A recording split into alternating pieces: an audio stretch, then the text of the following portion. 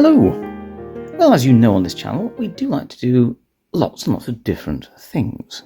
So, by way of a little bit of a change, we're going to do a little bit of 28mm historical. And the next one we're going to do is a Warlord Games U.S. Airborne or paratrooper. So this is going to be very much along the lines of Band of Brothers, D-Day, that sort of thing. Saving Private Ryan a little, I suppose, if they're in there. Can't remember. Been a while since I've seen them. But this is the older sprue from Warlord Games. And much like all Warlord Games sprues, it has obviously multiple parts, and we've got enough pieces here to make 6 paratroopers. And all manner of kit and equipment. There's light machine guns, there's various types of personal weapons that you can do. So with one sprue, you can very easily build the basis of a very small but well-equipped squad. And that's how Warlords seem to do it, which is great. So even if you don't get a box set, if you fancy to go, you can always pick yourself up a sprue on its own. And Warlord do often sell sprues individually. And some bases. We've got their own style plastic bases here, which we're going to make use of. And we'll make ourselves a paratrooper just to start with and see how we get on. So I guess what we're going to look at first of all is which body to use. So let's do a nice average standing. I think this guy here looks like he's kind of in the mix, ready to go.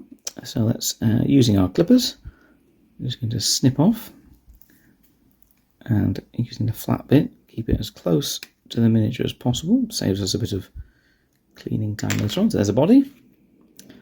And what do we need? A weapon. Now, I think there's some... You can get weapons in 2 parts. So obviously you've got a left and a right hand here that fit together. You see the hand is already cupping the weapon in question. You've got BARs, that's an automatic rifle. We've got M1 Garands, and you've got Thompson submachine guns as well. And sometimes Warlord very nicely do the 2 arms ready to go. Now this is a Garand with a carbine version, so let's make use of that one because it's a nice easy build here. So let's just snip them off. 1 and 2. There's the arms. Goes away. Now what do we need next? Shall we get a backpack? So there's backpacks with equipment here. Let's just pick the first one we'll do. A backpack.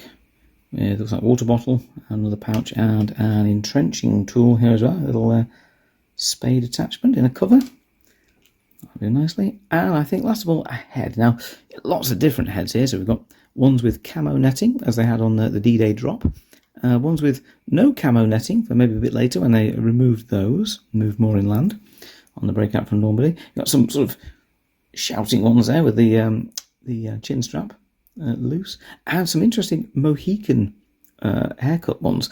On the parachute drop in Normandy, some of the paratroopers cut their hair into a mohawk to emulate the Native American warriors of America, and similarly face painted themselves to look intimidating. And there's one with like a sort of garrison side cap as well. But I think for this one, we'll just keep a normal trooper. Let's go for one of the... you can see some quite expressive faces here. If you've seen Band of Brothers, I think he's about to ask what the hell the hold-up is, Captain Sobel. But in the meantime, let's go with... He looks like the sniper guy, doesn't he? Let's go with this. It's just a good, kind of normal, not particularly... not shouting, not silent, midpoint. Okay, so there we go. So we've got body, arms, head, and a backpack. And there's also all sorts of other little bits and pieces. You've got combat knives as well. There's a set of grenades. There's pistols for an officer. Also, got some various pointing arms. So you could build one of these as an officer or a senior NCO. He's pointing his direction. Got a pistol out. Also one with a pair of binoculars to observe the enemy. That'd be an interesting one. And some of the kneeling sculpts might be good for that as well.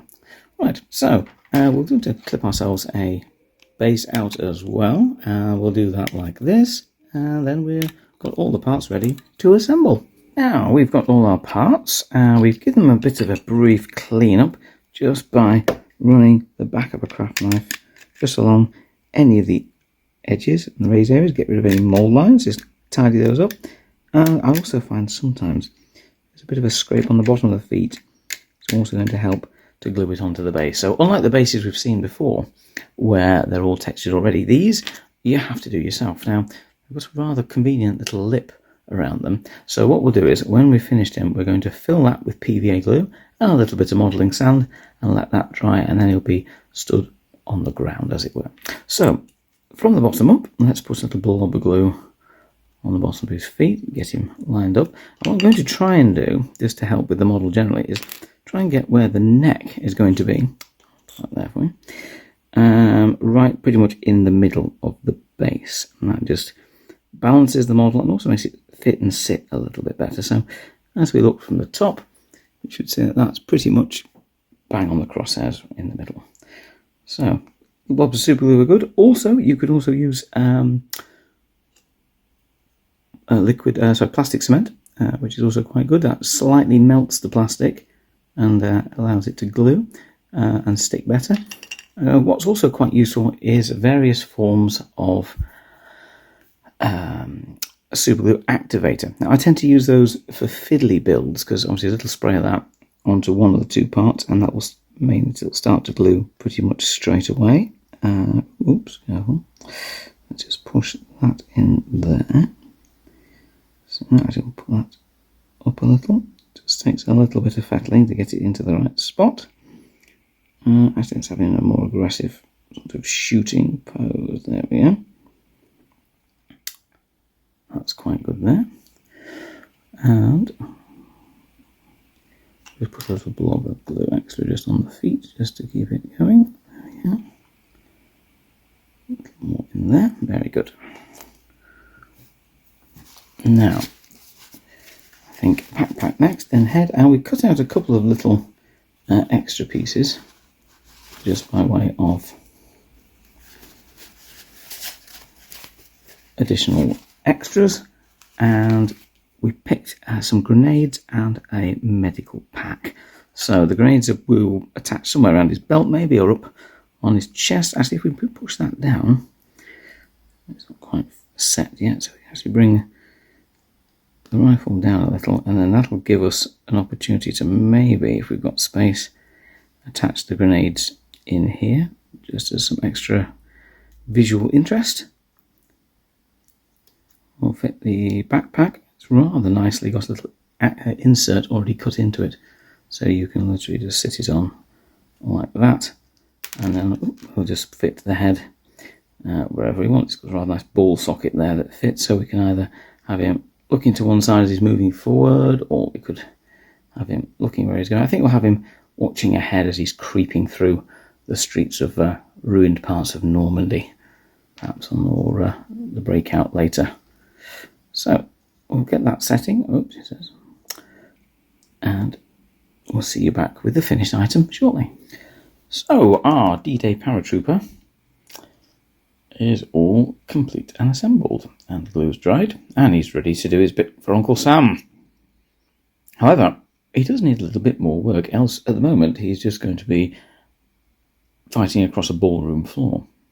So we're going to use some fairly average PVA white glue, so what you can get from any crafts bar, and we're going to use some sand. In this case, I've literally get a little plastic tub, one of the old tubs you get from a takeaway, and next time you go to the seaside, just go and fill it up with sand. Dry sand is the best, to find stuff right at the top of the beach near the car park, and yeah, that's it's basic materials for free. If you're a bit too far from the seaside, you can buy boxes of sand from the modelling suppliers, and they do various scales as well. So to be fair, I tend to use a very, very fine grained sand for my 6mm models, just because it doesn't look out of scale that way. Because if you use too large a grain of sand, it can look like they're all clambering over boulders. So we have an old brush here, one of my old regiment brushes, which has long since splayed out and has now been semi-retired into a gluing brush. So now we've filled the inside of the lip of the model's base with glue. I'm going to just push that around, push it right up to his feet. Doesn't matter if you go over it a bit. Get it all in there. So it's a nice coating of glue. And push it around his feet as well. Now the reason we're going to do it this way and not base at the end of the model build is that when we undercoat the model, that will basically, the spray paint will go over the glued sand and basically lock it all in and help to make it set. And also we can use a little bit of contrast paint on top of that to give a bit of texture to it, and then maybe some bushes and tufts. So it's a very quick, easy way of basing your model at the actual building stage. So you can see that's nicely filled with that. And we're just going to take our sand bucket or tub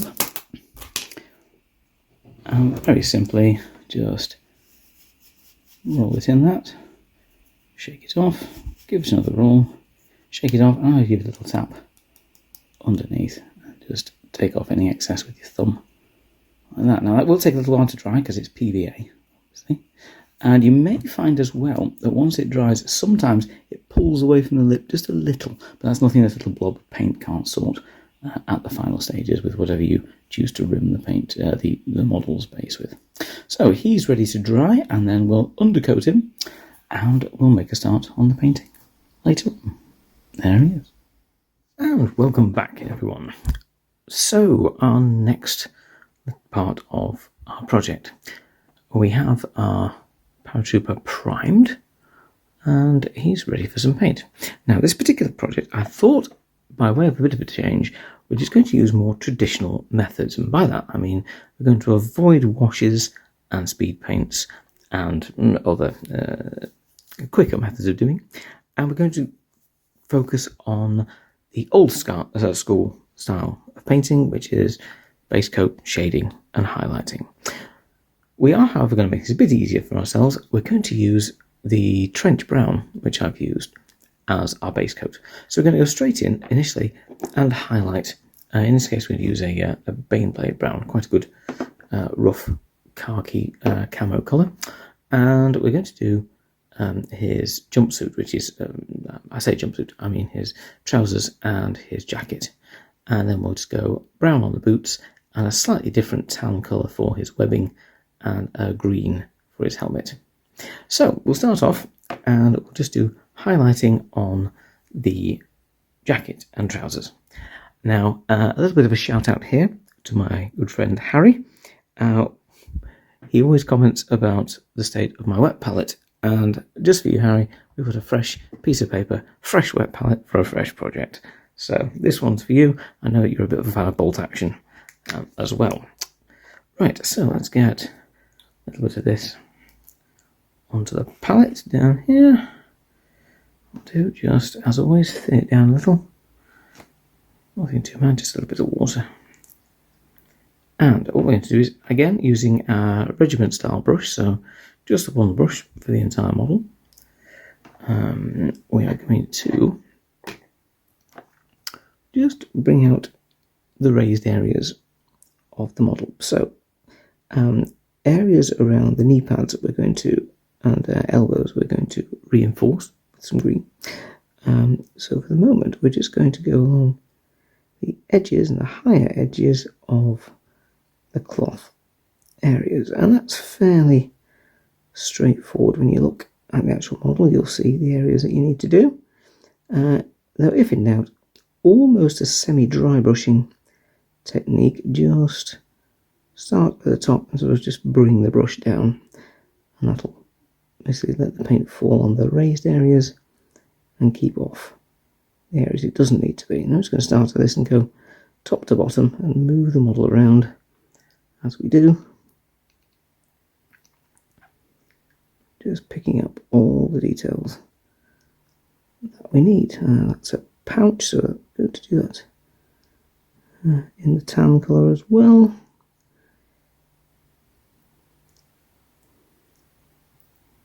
Of course, underneath not necessary because that's sort of in shade anyway. Just use this as the highlight colour just around the collar of his jacket and front of the tunic there, and also underparts here. Yeah, well, that's fairly straightforward, not taking too much time on that. I'm not worrying about taking too much time on that, just getting some of the basic colours in just to show there's a bit of a difference.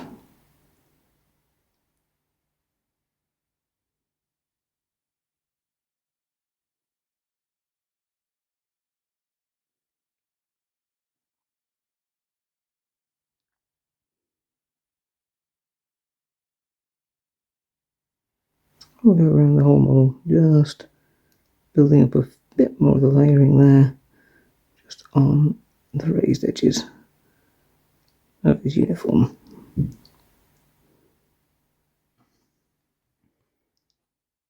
So the highlighting on that was dried, and whilst you've been away, we've just gone over and done a rough highlight using a Baylor brown, sort of a yellowy colour. And we've just done this straight onto the undercoat and just almost applied it straight like a highlight. You see, almost dry brushing that on from the top down.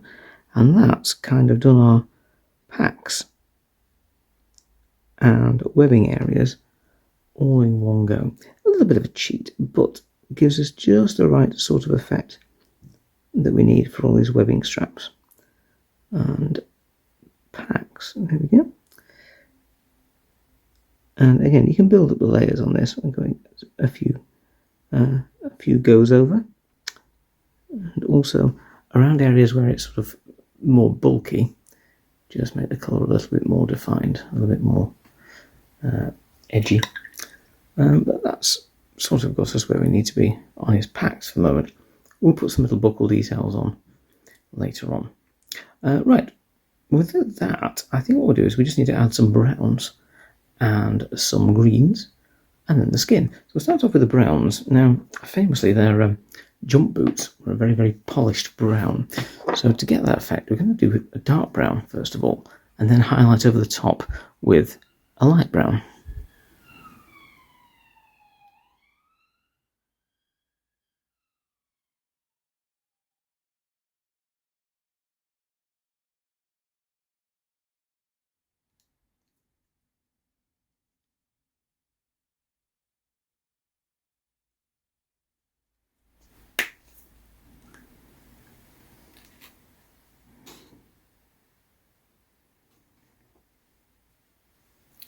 So first off, let's use a darker brown. So we'll put some of that on the palette. And we're going to just paint this all into the areas of the darkest browns. It's going to be the wood on the gun and the boots. Now, with the model, we seem to have put on some form of gaiter. And what we're going to do is we're going to just sort of plaster over that with the paint, just to give the impression of the higher topped boot that the paratroopers would wear. Corcoran jump boots, I think was the term. The more expert in the comments will correct me. So I'm just going to put that over like that. As you see, we're just sort of slapping this on, not being too precious about it, just to get it neat. And again, if anything goes on the base, well, we can tidy that up later on as well. Because what's going to be important here is the toe cap areas is where we're going to get the highlight, and that will give the impression that we need. So again, we're going darker first, and then we're going to highlight up. Again, over a nice brown undercoat. This really helps, hence why I tend to opt for brown undercoats for most historical miniatures. It just seems to work well on everything from World War II troops right back as far as Renaissance. Obviously, we're doing anything where they're covered in plate armour, perhaps a metallic silver might help, and then shade it and darken it down accordingly. Now, of course, we've got the handle of this entrenching tool here, so we're going to do that as well. Just do that dark wood colour. Again, in some cases, a limited palette will help. Now, obviously, if you're doing a whole squad of these, that also helps to unify them and give them all the same look. And it also means that if you're painting a whole squad and you're batch painting like a production line, that makes your life a little bit easier as well. The fewer stages you have to do, the quicker it's going to be. Each stage may take a little longer, but you get there in the end. And what's more important is when you're finished, a whole squad joins your army. I'm a big fan of this. So let's just put that little bit in there where the stock of the rifle is. And we're going to go around his hand where possible, but we are going to paint his skin tones in separately, so don't worry too much about that if we go over. In fact, probably easier if you do. So the brown stock goes there. There's quite a bit of metal to be dealing with as well, but let's get the wooden bits, and then we'll worry about his hands and other stuff later. So again, I'm moving the model around so that where possible I'm always painting strokes down. Makes things a bit easier and gives us a bit more control. Go over the metal bits a bit, that's fine. We're going to neaten those up in the stage where we do actually do the metal parts. That, I think, will do fine for there.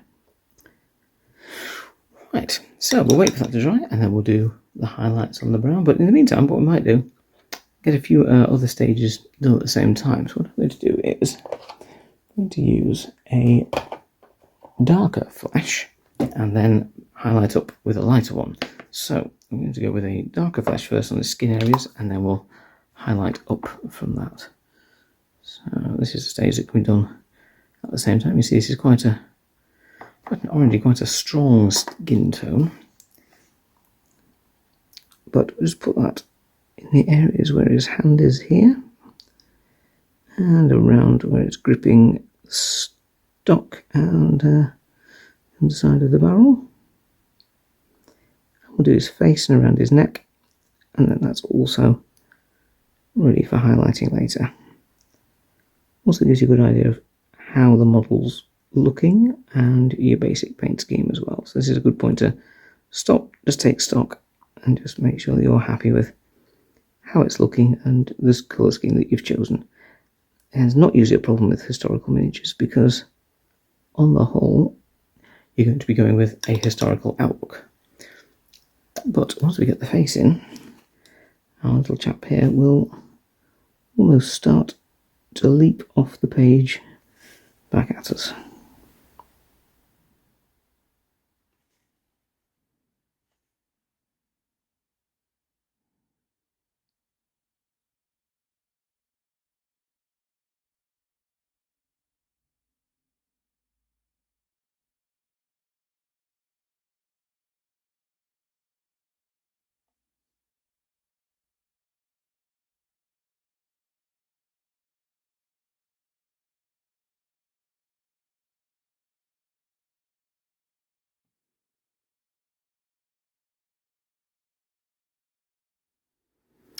And already I think you'd agree that he's starting to come to life. Let's move on to the highlights in just a second. Right, so a few more colours down, and what we've done is we've basically just finished off base colouring the miniatures. So we've done the flesh, and we've also done any metal areas that we're going to do with black, ready to take the metallic colour over the top later. So a few of the buttons and buckles on the pack we've done black just around there as well.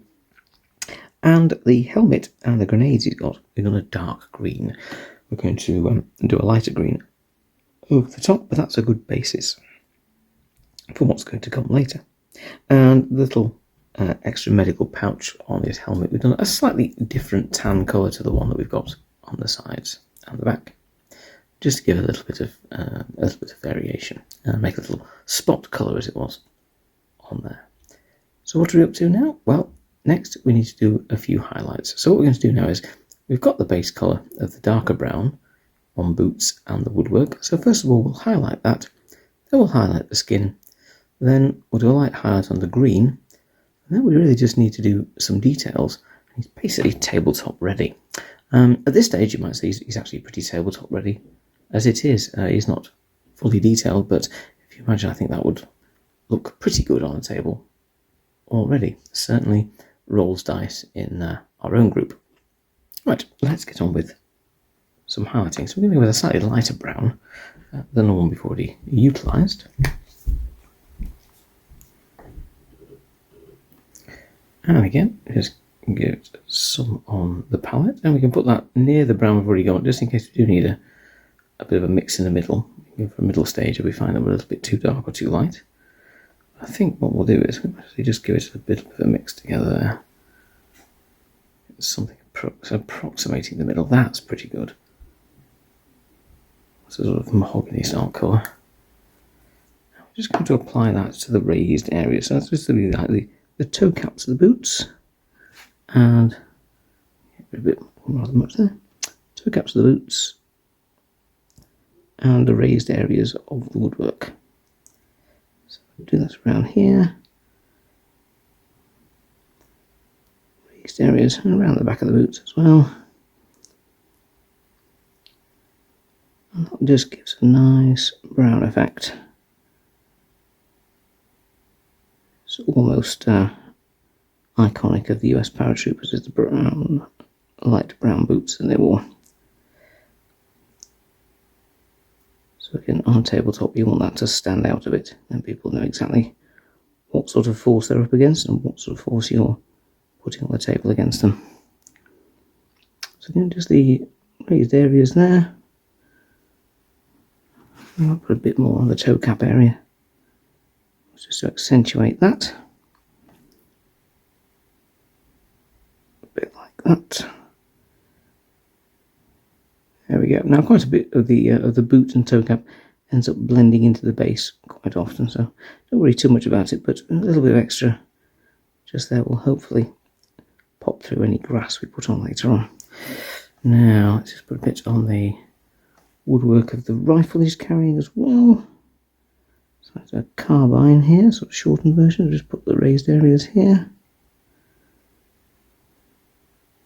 And on the stock, it's going into his shoulder. And you can do a couple of layers of this. So you could do one just over the top of the brown initially. And then you could almost go back and get a little neat light brown. Just go across the edges just to really bring out the contrast in the edges of the model. We'll do that right on the top here as well. And it adds to the highlighting effect.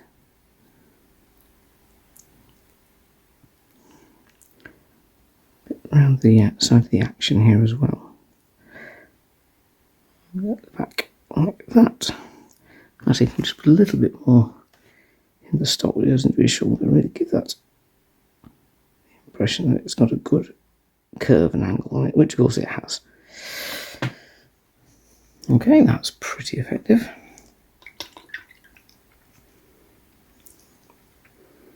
Now we can get a flesh colour. In this case, we're going to go with a basic, one of my favourites, Kislev flesh. And this is going to go over any raised areas of skin. So, obviously we used a darker flesh colour. In this case we used rat skin flesh, but a sort of dwarven flesh would do as well. We can mix this a bit 50-50 as well. Just make it not quite as pale as fresh out the bot. And again, just the raised areas. So I'm just going to do top of the thumb there around the hand. Fingers on this side, we'll just pick them out like that and almost dry brush it across. Round to the trigger finger and the thumb across the top.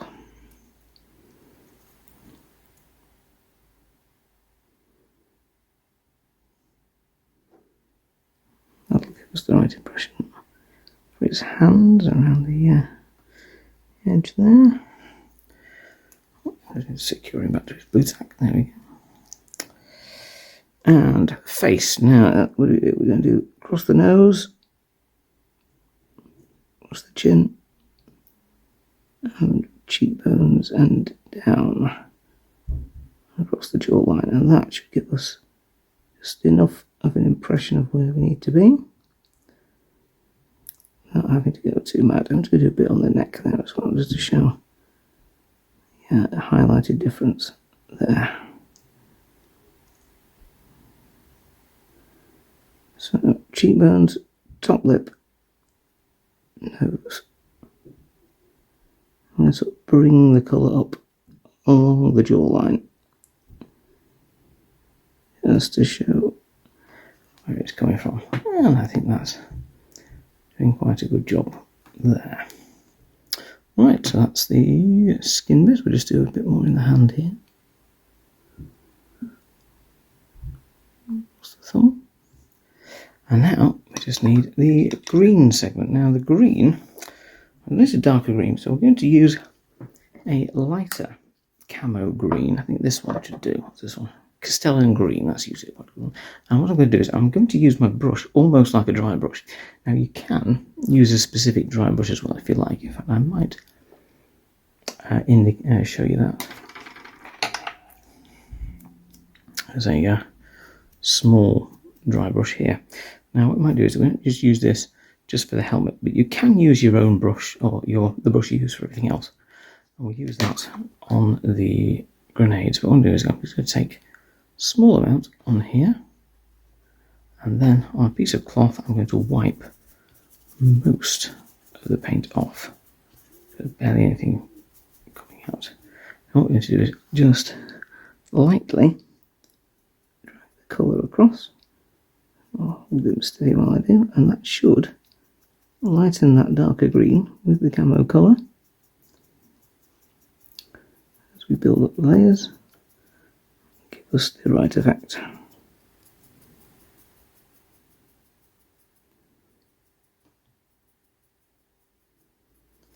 Now, I just noticed there's actually like a leather strap across the helmet there as well, so we will just pick that out maybe in the dark brown we're using for the boots.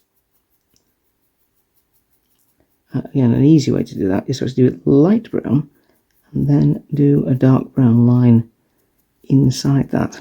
And what that does is it kind of gives you the sort of shade and highlighting of the strap all in one go, rather than having to carefully line it out, which can be a bit tricky on small pieces of equipment on these models.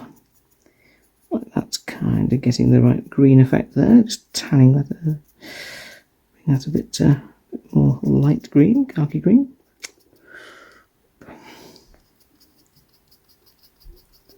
And you can spend quite a lot of time slowly building up the dry brushing on these sort of images, and you can see the sort of almost dust effect as it comes off. A bit more on there actually.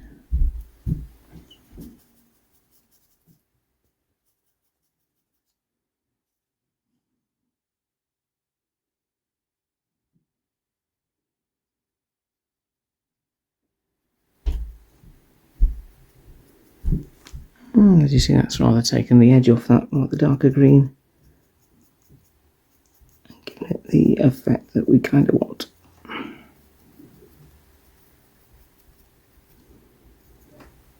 And again, we'll do that with the underside of the grenades. We'll finish those off, and we'll come back to the next stage, which should be the metallic areas. Okay, so we've finished off the light green dry brushing, just to pick out some of the details on that. And as I said, we're just going to pick out those leather straps on his helmet. I'm going to do that the easy way. So we're going to take a little light brown and just go across in brown, like that, picking out the area where the strap is. He says, trying to find it. There we go. That. I'll leave the chin strap bit actually a green colour. I think that's how it was. And there's another strap around the back of the helmet there. We'll do the same. So yes, we're going to do that light brown. And instead of doing dark brown with light brown edges, which is tricky, we're going to do light brown and then dark brown in the middle, which is a lot easier.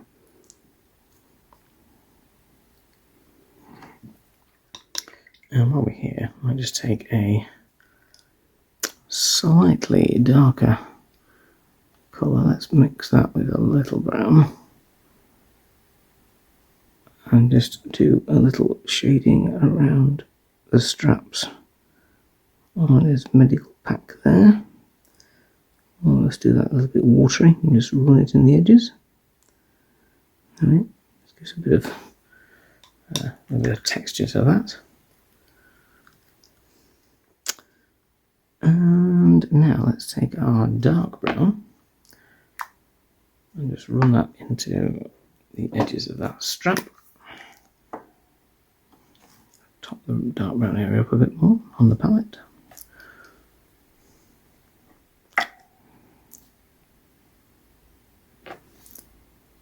And yes, we're just going to go very carefully in the middle.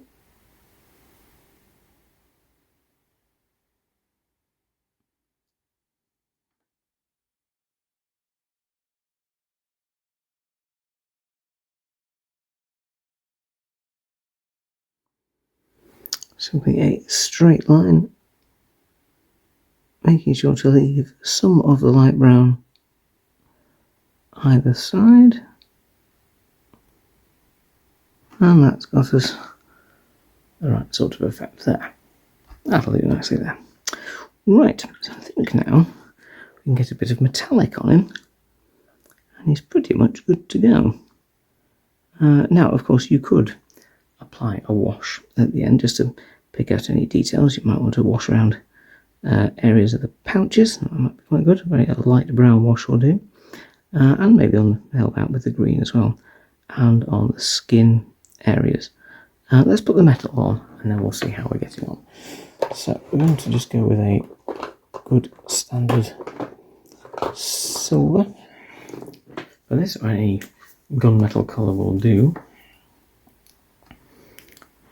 Just a little bit on the palette. And as always, best thing for metals is to go on top of black. Just picks the metal out a little bit better.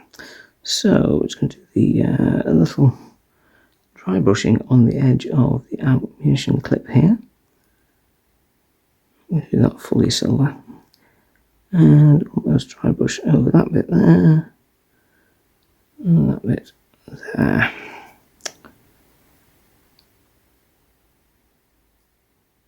think that's a metal bit there as well. Just picking out the areas for detailing and around the trigger guard as well. Now, what I might do is put a little bit of a dark wash over that, just to pick that out and just shade it a bit.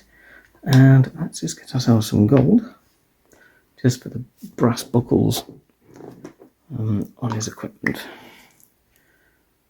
So again, any gold will do. This one at the moment is a little bit on the watery side. Needs a little bit of mixing together. There we go, that's better. Just dab it off on the cloth.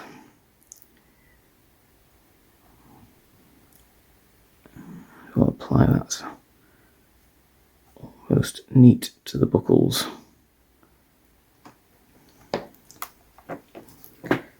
And they're just around the sides here, so this is just going to dab that on, dab that across the buckles here.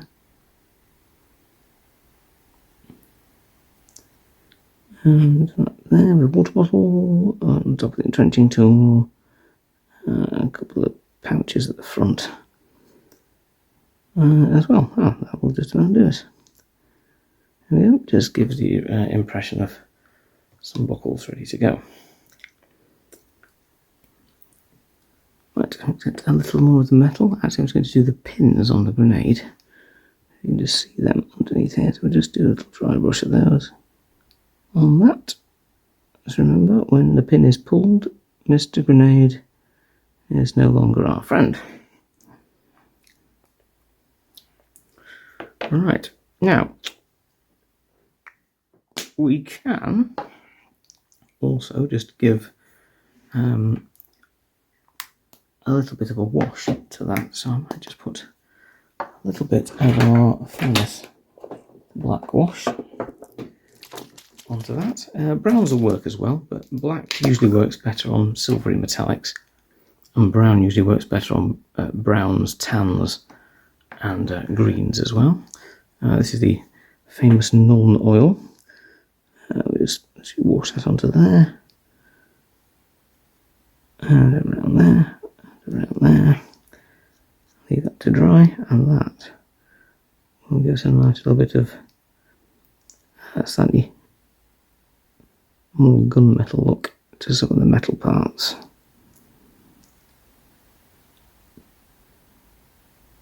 And we put a little bit just around the cuff, just to make a nice little colour block between jacket and hand, and just between hand and rifle.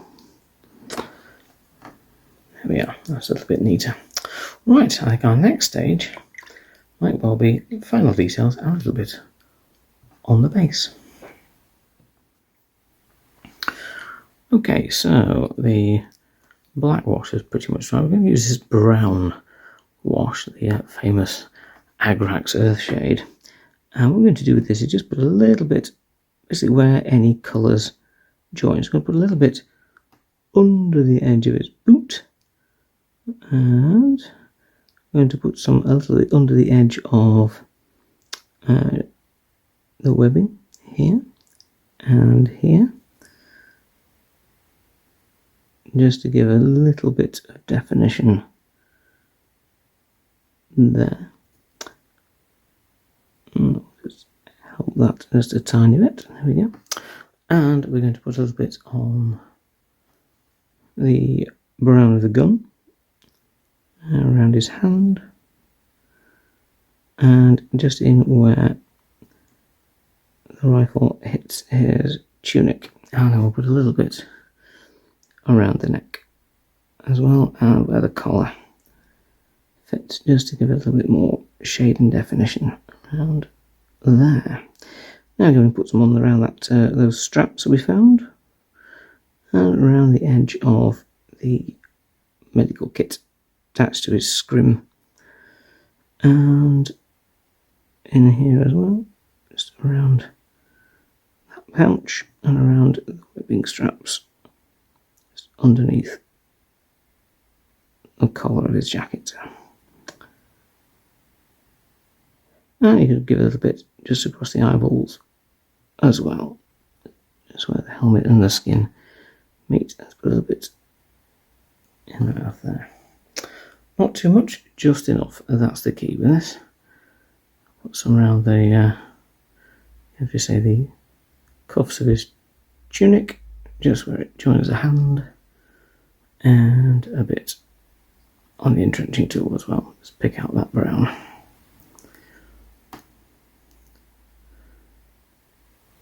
With this stage, you can sort of run this around any gaps you wanted. So a little bit between those pouches there.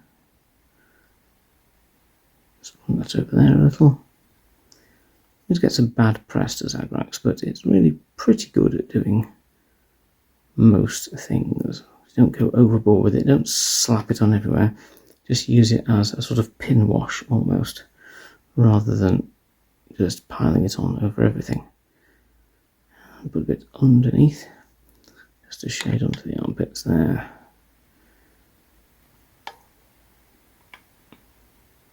There we go. I think that just gives a little bit more definition to his shading and highlighting.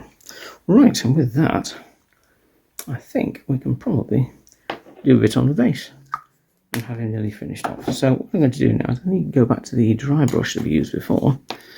This time we've cleaned it all off, and we're going to use a lighter tan, because obviously our base is still the same spray that we use, the same trench brown. So what we're going to do is use a little bit of this, a lighter, in this case Carax Stone, so it's a lighter tan colour. This is actually what we use as the highlight for the tunic. We're just going to dry brush this onto the sand base that we've already put here, so just bring that definition and that texture out a little more.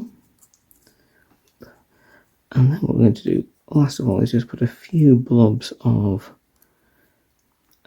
static grass onto that, and that should basically give us a good summery Normandy look. And again, some of it's gone on the boots there, not really bothered about that. It's got dusty whilst storming ashore on D-Day, or in this case, what we're dropping out the sky on the very early morning of D-Day.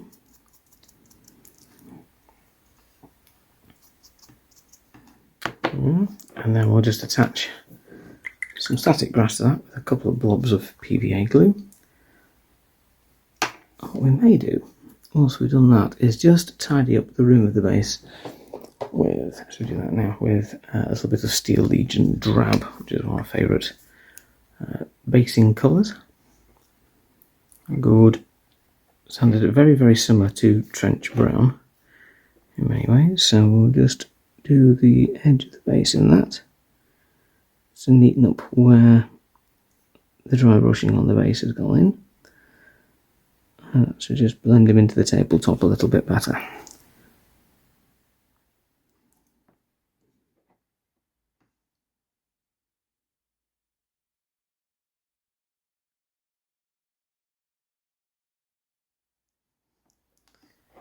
Neatens and tidies, and now we're just ready for a little static grass, and he's ready to go.